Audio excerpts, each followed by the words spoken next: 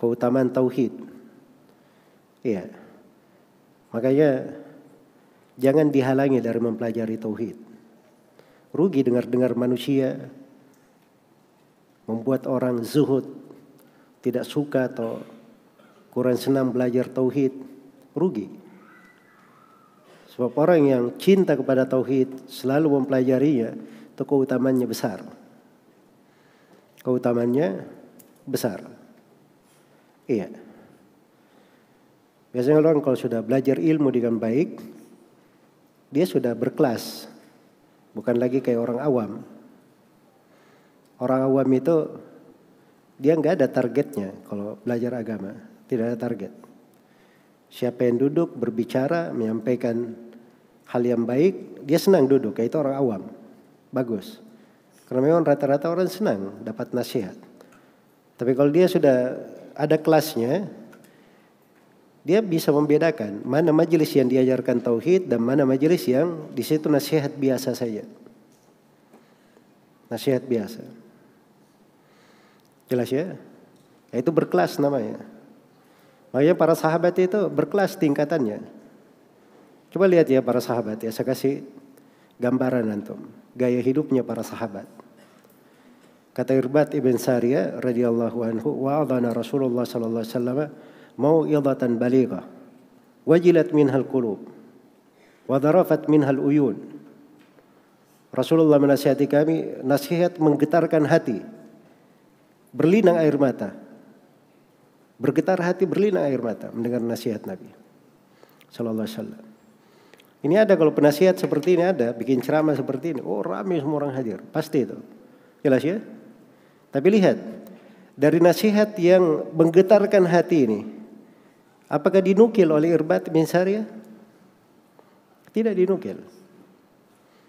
Beliau malah menukil hal yang lebih penting dari itu. Apa beliau bilang? Setelah itu kami tanya kepada Nabi, ya Rasulullah, ini seakan-akan mau'izah muwaddi', nasihat perpisahan. Fausina, berwasiatlah kepada kami. Wasiatnya yang disebut, sebab itu yang paling penting. Lebih berharga daripada nasihat yang menggetarkan hati itu. Itu berkelas namanya. Orang tahu tingkatan. Jelas ya? Ya bukan tidak ada manfaatnya, ini menggetarkan hati, membuat orang menangis. Tapi wasiat yang diberikan oleh Nabi itu lebih dahsyat. Makanya disebut oleh Imam Nawawi sebagai kaidah, salah satu kaidah pokok di dalam beragama. Iya. Sama seorang itu kalau dia menghadiri majelis ilmu, kalau dia tahu ini majelis diajarkan buku tentang tauhid, dia tidak akan mengutamakan majelis yang lain di atas majelis itu. Itu cara belajar namanya. Kelas dan tingkatan memahami. Jelas ya? Baik. Jadi itu kalau penuntut ilmu. Sama kalau dia seorang dai. Dia dai, dia tahu masyarakat ini perlunya apa, dan banyak kekurangan di pembahasan tauhid, tapi ceritanya masalah ibu-ibu terus. Penggemarnya paling banyak ibu-ibu. Ini repot kayak begini modelnya. Jelas ya?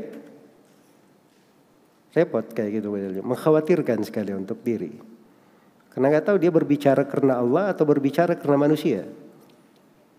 Kalau dia berbicara karena Allah, dia akan bicara tentang agama Allah. Apa yang diperlukan untuk manusia sesuai dengan syariat Allah. Dan apa yang dijalankan dan dilakukan oleh Rasulullah Sallallahu Alaihi Wasallam. Itu jalan beragama namanya. Jalan beragama. Karena itu sekali lagi pembahasan tentang tauhid itu bagian dari kehidupan. Tidak bisa dipisahkan dari kehidupan. Itu yang terpenting bagi seorang hamba. Baik.